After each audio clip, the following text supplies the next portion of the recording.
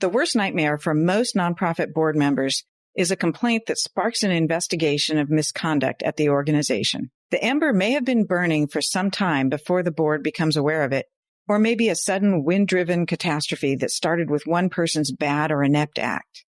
No matter the source, how can the board best surround the organization with a defensible space? And once battling the heat of the disaster, what do we do? In today's EO radio show, we'll discuss best practices in board policies that help to identify issues early, respond early, and minimize the toll of an investigation. Welcome to the EO radio show, your nonprofit legal resource. Brought to you by the Exempt Organizations Group at Farella, Braun & Martel. My name is Cynthia Rowland, and I'm a partner at Farella. I'm a business and tax lawyer with more than 30 years of experience advising clients on nonprofit and charity law. Through this podcast, our lawyers and guests will discuss a range of legal and business issues impacting the nonprofit world because we understand you work hard every day to make your community a better place to live and do business. Many of our programs focus on the basics, and at times we'll do a deep dive into narrow and complicated legal issues. Again, welcome to the EO Radio Show. We're glad you're here. My guest today is Aviva Gilbert. Aviva is a partner at Farella, Braun & Martel and co-chair of our white-collar criminal defense and internal corporate investigations practice. Thank you, Aviva, for joining us today. Before we get into our conversation, I want to go over some of the types of misconduct that trigger these sorts of investigations and issues. First, there's non-compliance with basic regulatory stuff, like Internal Revenue Code and reporting obligations, state governance and solicitation law missteps. Then there's probably more common financial and fiscal misconduct, things like outright theft, embezzlement, accounting improprieties, and sometimes relationships with vendors that create problems. Another big area that generates problems is employment practices. We all know about harassment claims, discrimination claims, wrongful termination, things like that. Our regulators and government investigators are particularly troubling. Those are often triggered by compliance reports, the Form 990 or the state form. Here in California, it's known as the RRF-1. Sometimes this is triggered by simple failures to file that cause the regulator to start looking closely at the organization. Disgruntled individual actors also trigger complaints at the regulators that can sometimes bring about an investigation.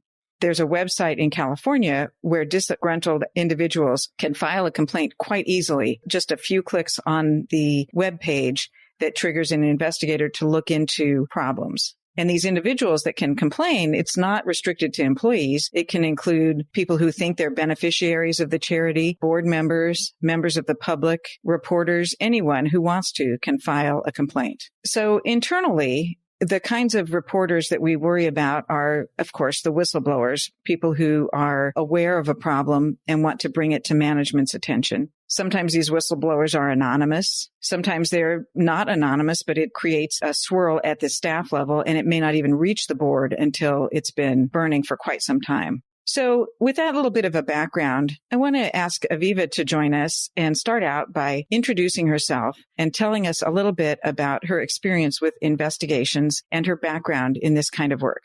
Hi, Aviva. Hi, Cynthia. Thanks so much for having me. I'm happy to be here. I thought I would talk through, building on what Cynthia just said, some of the different types of investigations and issues that I and my group have encountered in the past couple of years.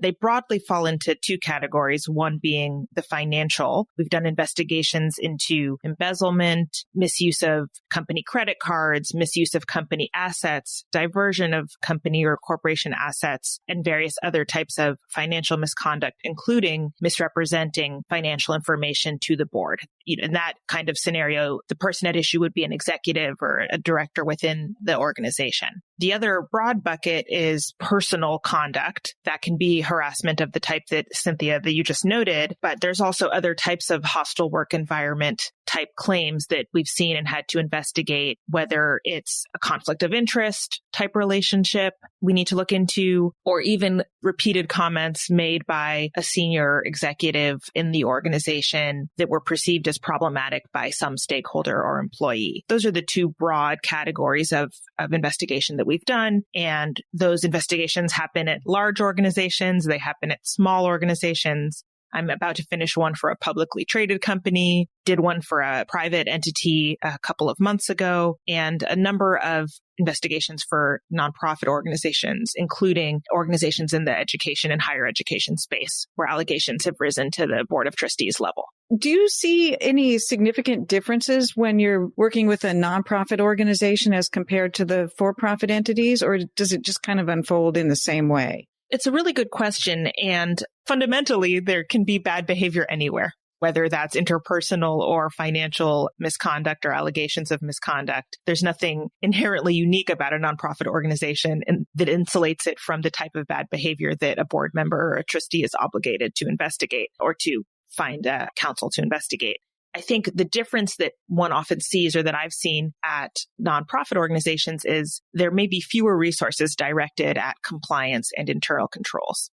Certainly in a publicly traded for-profit corporation, the regulatory regimen and the existence of shareholders is going to create different kinds of pressures and more significant investment in compliance and internal controls around how resources or money are governed or move around. So that's, I would say, is the biggest difference. But fundamentally, there's no structural difference. The president of a university could mislead the board just as a CEO of a private for-profit company could mislead the board. And same thing for interpersonal interactions that you read about in the paper that we often find ourselves investigating. So that's really interesting. That reminds me also, again, not all of our listeners are in California, but the California AG's office does require that on the annual report form, which I mentioned earlier, the RRF1, a California charity that's registered is required to report if there have been any bad actions, any financial improprieties on that form, which comes as a surprise to many small organizations, because for many small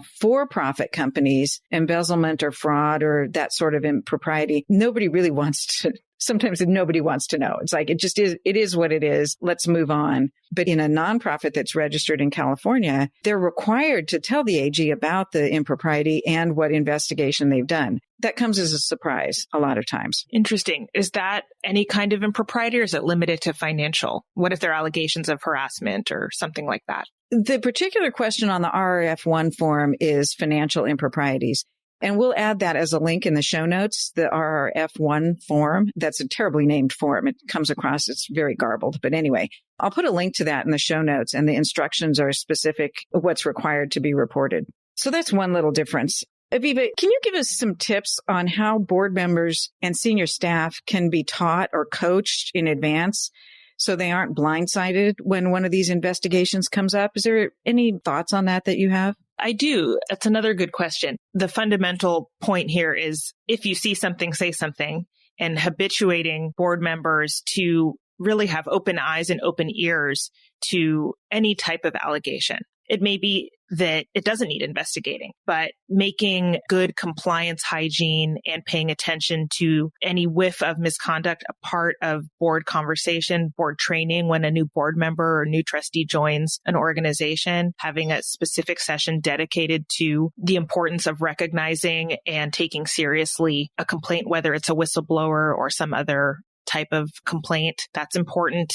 We'll talk about best practices at the end of our session or later on in our session today, but board members should be trained on and knowledgeable about the company's reporting mechanisms, the company's internal controls, particularly as they relate to money, moving money, or other significant resources that the organization might be managing. So a board member, if asked, should be able to say, before material dollar amount moves out of our accounts, this is who looks at it. This is who approves that kind of transfer. And just becoming facile with how the entity manages its resources is the best thing that a board member can do, as well as paying attention and putting the question to leadership of have any complaints been raised. It's very simple to not ask that question and just assume that an executive will or the director will come to the board when something comes up. But that doesn't always happen. There's often a habit of trying to manage things internally before they get to the board level. It's incumbent on board members to make sure that they're asking the right questions. And I think that's a good way to surface issues before they become bigger problems. So this really goes back to our analogy to the defensible space, having the board members trained and sensitive to the organization's practices and the way things happen on a day-to-day basis. So let's go back to that, some best practices. And in addition to board education, what other sorts of policies, practices, procedures that help an organization, and I think this is nonprofit or for-profit, to create this defensible space and to have an organization that's prepared when an investigation comes up? What are your thoughts on that? Sure. I've mentioned internal controls a few times in our discussion, and making sure that the board not only is educated on the organization's internal controls, particularly around resources and money, but also that those internal controls are being audited is more formal a word than I would normally use, but evaluated on a regular basis. Are the right people having to sign checks and oversee movement of resources and money? Making sure that just because those were looked at 5 years ago doesn't mean they don't need another look today. And the board should be, at least on a yearly basis, taking a look at those controls and making sure that they're comfortable with how things are done. Another important thing that a lot of organizations don't put together until it's a little bit too late is a whistleblower policy and a formal way that stakeholders can memorialize their complaints or raise issues or concerns. A lot of organizations have this via a web form. More traditionally, there was a whistleblower phone number, and these are usually relatively inexpensive third-party vendor that will run it and protect the identity of a complainant if that's something that the complainant wants. But making sure that there's a policy and that policy includes non-retaliation really makes it easy for somebody to raise concerns. That's really what we want. We don't want there to be a number of hurdles that somebody who notices some kind of misconduct or has a concern has to jump through to raise it to the board or to management. Another type of policy that's important to make sure is in place is a conflict of interest policy, and being very clear on what constitutes a conflict of interest. And the flip side of that is making sure that executives and board members are both required to disclose any potential or actual conflicts of interest, and making sure that, again, refreshed, updated on a yearly or bi-yearly basis. That's something we've seen a few times where an executive filled out a form indicating some potential conflict of interest 5 years ago when they joined the organization, but things have grown or issues have changed since then. Their interests have changed, and that needs to be refreshed. I would recommend on a yearly basis. And then another key area that the board may traditionally not be in the weeds on is document retention. That includes email, but other types of documents as well, making sure that the organization has a defensible retention practice. So things don't get deleted after 2 months. That's going to make it very difficult for issues to be investigated properly if they come up. I read recently that the average ember, as you called it, the average issue might be kind of percolating within an organization for over a year before it elevates to the senior executive or to the board level. So making sure that the relevant information is not going to be deleted is something really important for the board to do. In the context of when an issue comes up, an investigation has been done, critical for the board to make sure that it's documented properly so that a regulator, or hopefully not, but a potential litigant, we've seen that before, if they're going to make an accusation that an issue came up and the board didn't take it seriously enough, we want to be able to show the board heard about it. This is what happened. This is who investigated it. It took X number of weeks. They interviewed Y number of people, and making sure that that's documented contemporaneously with when it's happening so that if later there are concerns or any other questions asked, that the board has created a paper trail showing how seriously it took the allegations. Those three last things that you just talked about, the whistleblower, the conflict of interest policy, and the document retention policy, all three of those actually appear on the annual tax returns for nonprofit organizations. They're required to state whether they have those policies. And I've seen that sometimes that just becomes a routine check the box and the board doesn't really pay attention to it. But they're all very critical in the nonprofit context. One area that's not mentioned on the 990, though, but I'm curious your thoughts about the percentage of issues that arise out of employment practices and the personnel handbook and employment policies. I know here in California, those handbooks need to be looked at just about every year because our state and local governments add on to that. So any thoughts about employment-related investigations that we haven't talked about yet that you want to bring to top of mind? You're exactly right that you can't open the newspaper today without reading about an executive or perhaps a board member at a for-profit or nonprofit organization who's been mired in some employment practices type of issue. So those are definitely, I would say, on the rise. Seen a lot more of those in the last couple of years. And the other thing to note is often these investigations can contain multiple issues. You learn about somebody who may be misusing an organizational asset. And then in the course of interviews, you learn that they also have potentially been harassing someone or committing some other type of employment practice that